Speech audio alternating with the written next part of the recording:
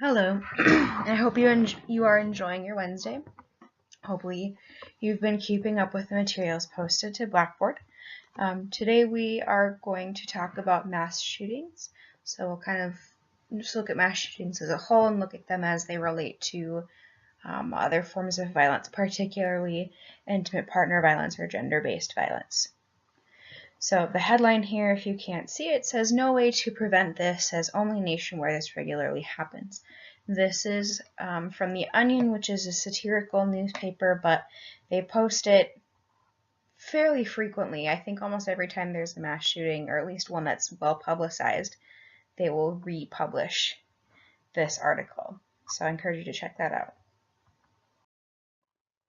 So mass shootings, I think, have become more publicized as of late, and this is due to a number of factors that we'll talk about in a minute. But there's kind of a question of whether they've become a tactic or a way to do something, or an ideology, or just a system of ideas and concepts. And so this video, if you were in my summer class, you've seen it before, and I apologize, but I encourage you to check it out on your own as you download the slides for your own viewing. I'm hoping all of you are familiar with Columbine. It did happen some 20 years ago now, but some think that there is a group of people who are inspired by Columbine, and on kind of the dark corners of the internet, they're called Columbiners. So these are school gunmen or other mass shooters who have admitted that they were competing or are competing with other attackers and trying to come up with deadlier tactics and trying to kill more people. Some say that school shooting copycats have escalated since the 1999 Columbine shooting. Young men in particular are drawn to this subculture because they see it as a way to, quote unquote, lash out at the world. So the media surrounding Columbine, how we've treated Columbine, how we talk about it, has sort of spurned this group of people who are called Columbiners, and they try to outdo the original Columbine shooters and try to gain that notoriety or lash out. And the image at the bottom is an email. It says, "Dear Principal, in a few hours you will probably hear about a school shooting in North Carolina. I am responsible for it. I remember Columbine. It is time the world remembered it. I am sorry. Goodbye." However, some say that mass shootings and school shootings in particular are not the new normal. So definitions of mass shooting and school shooting vary. There isn't one definition, and so some of these definitions have a net widening effect. And what that means is that they'll kind of count anything and everything as a mass shooting, which means that the number of shooting incidents is artificially higher than what it actually may be. Another reason people say this isn't the new normal is because of rapid changes in technology. So we're able to hear and learn about shootings as they occur, even quote-unquote smaller ones that may not make the national news. So we can hear about anything and everything as it happens. In the study aids link, I will include a link to a mass shooting database. You can go in and see mass shootings from 2018, 2017, 2016, and a number of years back, and they chronicle everything. So we can follow all of these things as they occur. Crime overall has also decreased since the early 90s, and this includes mass shootings. So while we see more mass shootings, that doesn't mean that they're happening more often. The cartoon, if you can't read it, says, "Anything unusual happened at school today, honey?" And the child says, "There wasn't a shooting." Again, kind of referring to this idea that we see these shootings happen frequently. So I put the word definition with a question mark because there really isn't one definition of what a mass shooting is.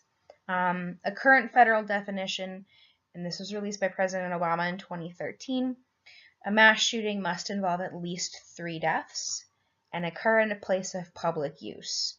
What public use means varies. They did not define that.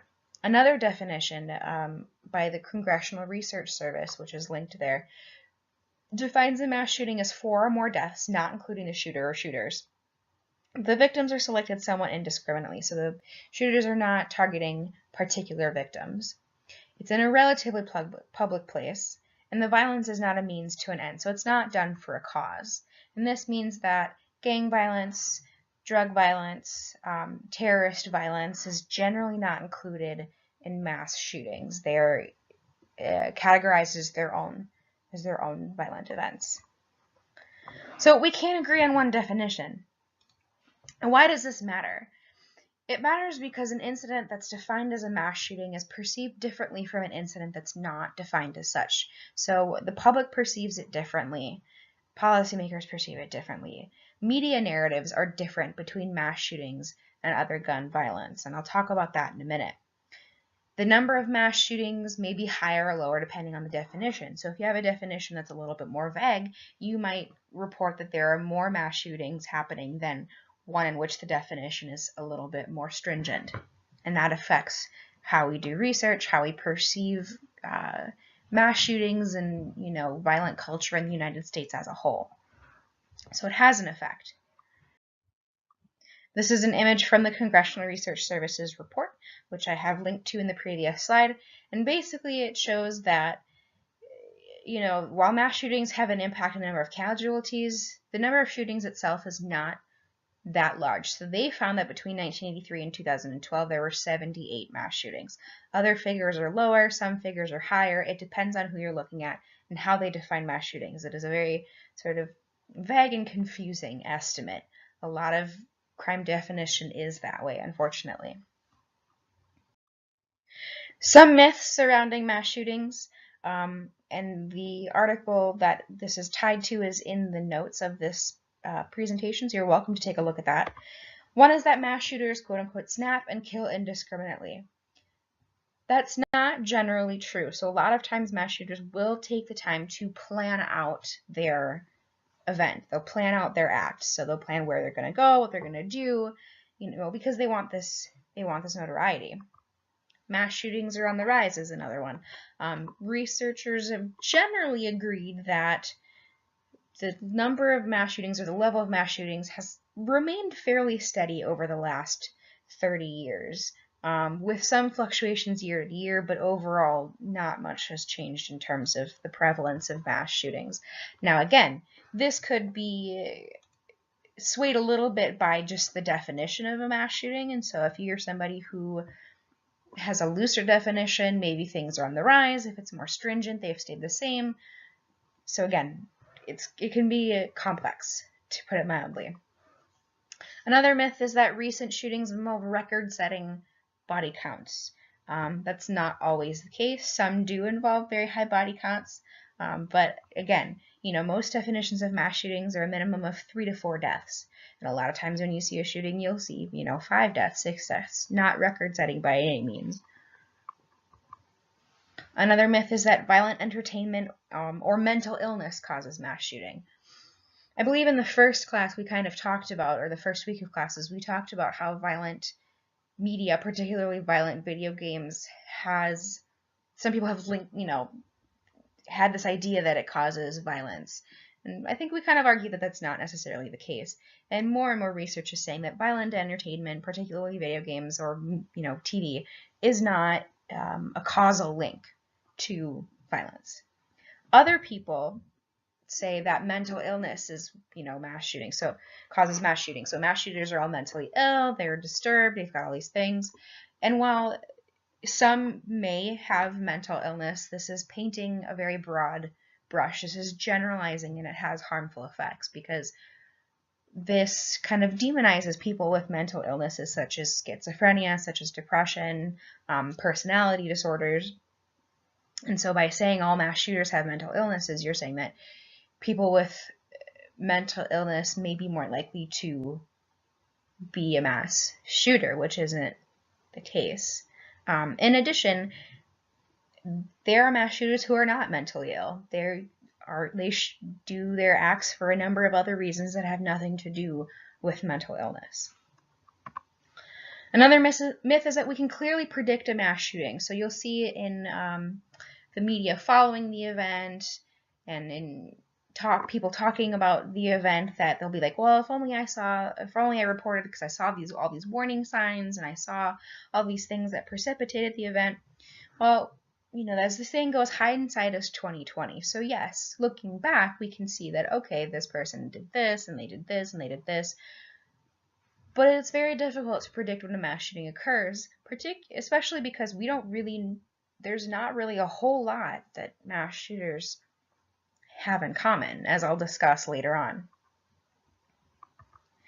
So why do we think the opposite? Why do we think all these things are true? And maybe you don't, but this is some of the common things that I've heard from people regarding mass shootings. Well, part of it's because of media attention and the way the media treats mass shootings. And again, I'll talk about that in a minute. Part of it is the internet. So like I had mentioned earlier, the availability of the internet has kind of given us this idea that mass shootings are happening all the time, and they're, more deadly than they've ever been before. And we see violent, video games, we see YouTubers doing all these things, and it kind of affects us. So the prevalence of these sorts of things and how we treat them on the internet has definitely, I think, had an effect about how we perceive mass shootings.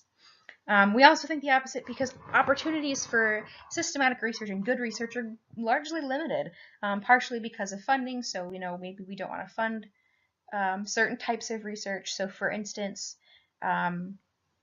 research on gun control was conducted by the CDC, but it hasn't really been funded in some time for a number of political and non-political reasons. Other reasons is that that's just not what people are researching, and so that's not what people want to research, or that's not what other people want to be researched.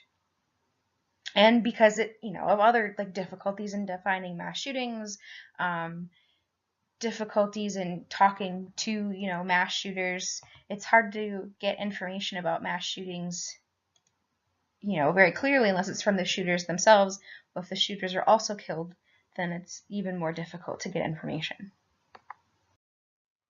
So what causes a mass shooting? And the image here says guns don't kill people, people kill people. This is a common sort of argument from people who are against more stringent gun control measures.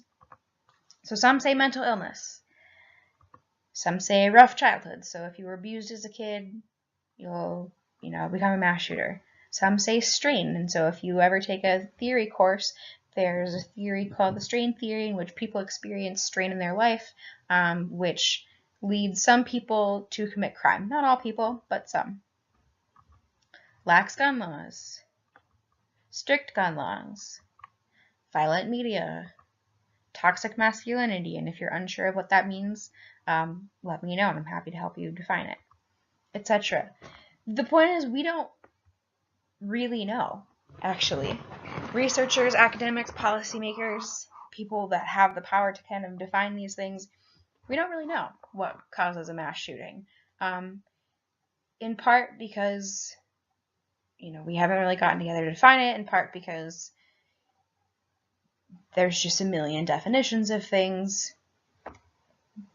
The mass shootings are a very complex event. We don't have one singular cause of the shooting. It's kind of like, why do people wear the clothes they do? Any number of reasons. There's not one singular reason why a person decides to wear a dress over pants, or jeans over slacks, or, Crocs over high heels. There's not one particular reason. There's a number of reasons. Mass shootings are similar, which I know is a terrible analogy, but forgive me that that's the first thing that came into my brain.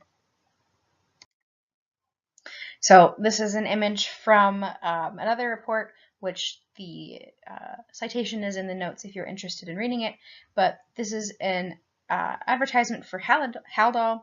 And so on the left it says, assaultive and belligerent, cooperation often begins with Haldol, a first choice for starting therapy. And so there's this thought that we can use, therapeutic approaches, medication, etc., to control aggressive assaultive behavior. And then we can, control potential mass shooters. So what commonalities do we have for mass shooters? What do we really know about most mass shooters. And the picture in the background says "Greetings from the USA." It's a postcard kind of joke. So it says post office shooting, school shooting, college shooting, nightclub shooting, church shooting, party shooting, and there's blood spatter across the country. So kind of macabre. But what commonalities are there? So we know that most mass shooters are male. We know that most of them are white. We know that most of them are between 20 and 40 years old. There's some that are younger and some that are older, but most are in that age range. And that most have access to guns and relatively easy access to guns. So we can't talk about mass shootings in this country without talking about gun culture in the United States. Again, I apologize if you've seen this video before, but it does express the views I'm wishing to get across quite eloquently. So I encourage you to watch this video to kind of see more about the state of gun violence in the United States. I want to point this out as well, and the attached article is in the citations, in the notes, and it just shows the distribution of mass shooting and casualties in 25 countries. And so if you notice, we are number one. That's not something we should be proud of, but we have highest number of mass shootings, the highest deaths because of these mass shootings, and largely it's because we have an easy access to guns. Now, I'm not going to argue for or against gun control. My personal beliefs are my own personal beliefs. I'm happy to share them at a later date, but we generally agree that access to guns is kind of a common theme among all mass shooters, or most mass shooters. Some have tied mass shootings to intimate partner violence. So our last, session, or the last slides, we talked about intimate partner violence or gender-based violence, or violence against women. They're all very similar things. So gun violence is often threatened and sometimes used in abusive relationships. So there's a report, and I believe it's in the citations, that said like some 4 million American women report that they have been threatened with a gun by their abusive partner. Fewer say that it's been used, but many say that gun violence is often threatened. Attention has been called to the number of mass shooters with histories of abusing their partners. So we're starting to see somewhat of a pattern among mass shooters that they have a history of violence against women, if not necessarily intimate partner violence, but violent pasts with women. So Devin Patrick Kelly, who shot up a church in Texas. Jared Ramos, who shot up a journalist's office in Maryland. Nicholas Cruz, who was responsible for Florida. I believe Florida. Correct me if I'm wrong. I try to keep these straight in my head, but clearly we have so many that I do mix them up. And if you click the links, it takes you to kind of reports on their history of violence against women, whether it's stalking or abusive actions or other sorts of things. There's this kind of relationship.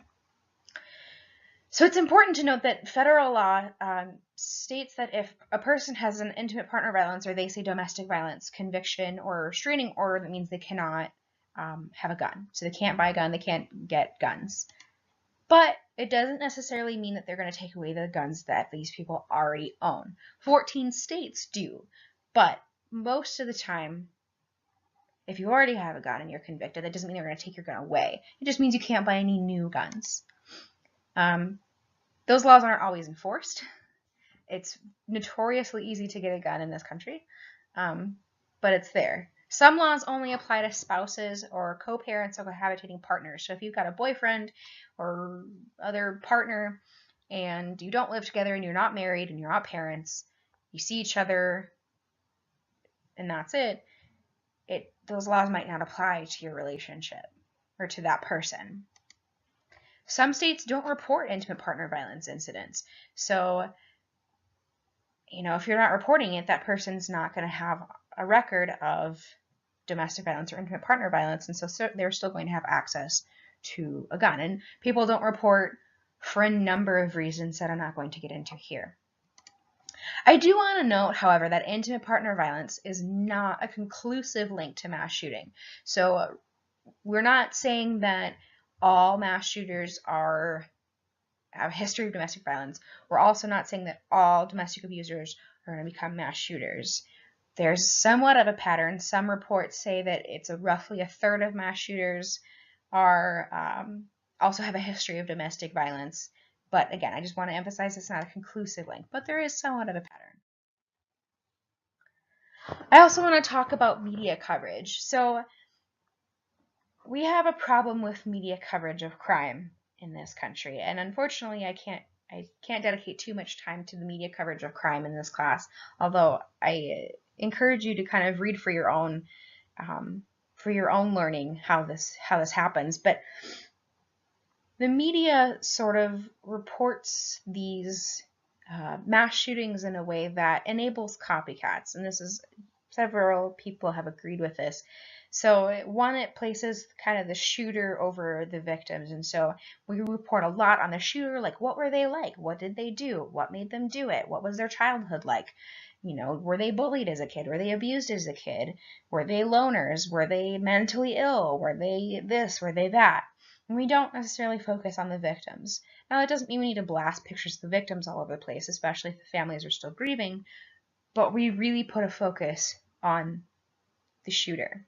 We also sensationalize these crimes. So the image on this slide is kind of a collage of newspaper and magazine headlines. And so you see a lot of shooters on here, and you'll see the monsters next door, what made them do it, active hate, total chaos, voice of Newtown killer, talks of mass shooting.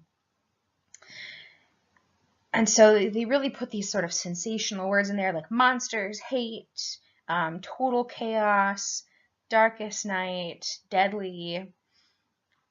So we have this language, we have this focus on the shooter, and that can lead to copycats. So I talked about Columbiners at the beginning of this this session. Mass shooters who want notoriety, who want fame, they'll see these reports, they'll see this language, they'll, hear things on the news all across the country, because now, again, with the rise of the internet, we're able to see things as they're happening. Social media is sharing it, there's hashtags, and they say, hey, I want this 15 minutes of fame, or, 15 days or 15 years of fame too. Like, we still talk about Columbine, and it's been some 20 years since it's happened. There's like TED Talks about these things. They go on talk shows. So it's a big deal. And if a mass shooter sees this and says, hey, I want this notoriety too, what's stopping them from doing it? So mass shootings occur because of kind of accumulation of a number of things. It could be mental illness, there could be abusive childhoods. There also can be this desire for fame, which is, pushed on by how we cover things in the media. It's pushed on by how we perceive mass shooters. It's pushed on by the widespread access to shooting events through the internet and through globalization. So it's a number of factors that kind of influences mass shooters and kind of influences also how we perceive mass shootings. But more recently, there have been people who have argued against this sort of sensationalism of mass shootings. And so one of these is the No Notoriety campaign, and the link is in the slide. I encourage you to click on it. And it basically says that we don't publish these things. Don't publish the person's name. Don't publish their picture. Don't publish all the gory details, because we don't want any more shootings. Will that get rid of shootings completely? Probably not. There are a number of other issues we need to think about. We need to think about masculinity. We need to think about gun culture. We need to think about, just our violent culture in the United States in general. But is it a step we can take to reduce the number of mass shootings? Potentially. I think that's up for you to determine on your own. So if you have questions, please feel free to send me an email. Don't forget to check out the YouTube playlist for additional videos. Another reminder that I am releasing the Unit 1 test on Thursday morning, and you have until Sunday to finish it. It'll be all on Blackboard. You can save it and come back to it. Please do that. Next week, there's not a lecture on Friday, there's no class activity on Friday, but next week we will start Unit 2. And so we are going to meet in person, so just remember that. I'll send an email out on Sunday just to remind you guys to show up. And I will see you all soon. Enjoy your weekend.